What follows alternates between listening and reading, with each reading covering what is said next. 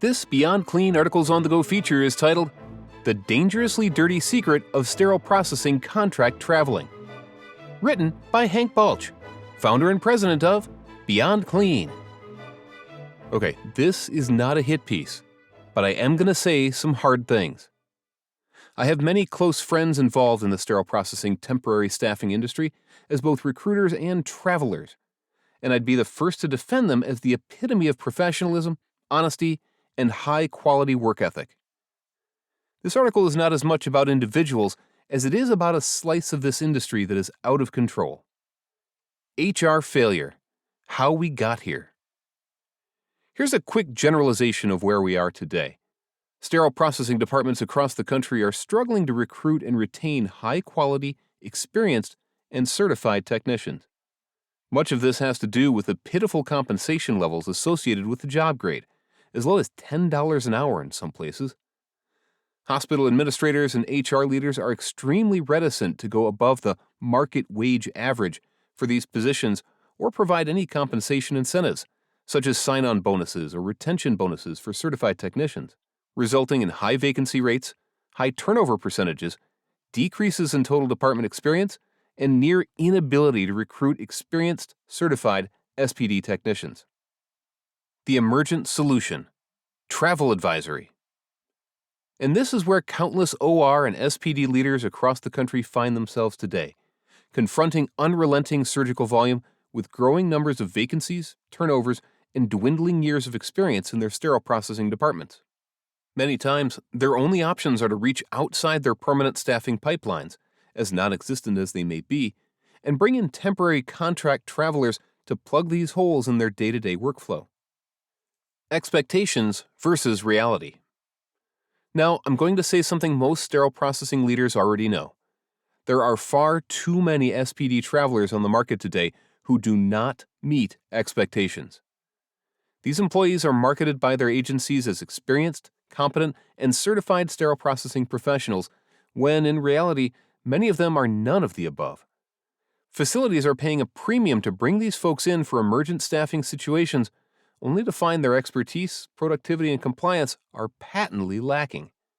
Too many facilities are willing to settle on somebody rather than nobody, when the only alternative is case delays and burnout. Practically speaking, weeks can be spent by departments waiting for a new traveler to arrive, and when they do, it can take some time to realize they do not meet expected standards. By then, leaders are confronted with another challenge: terminate the contract if possible and wait additional weeks for another, hopefully better candidate, or manage the mediocrity as best they can. Having been in those positions myself with those kinds of choices, I understand the difficulty of that decision. The real and present danger. So, what does all this mean? A flood of inexperienced, albeit freshly certified SPD travelers coming into our facilities every week, processing instruments for our surgeries, and taking the safety of our patients into their hands?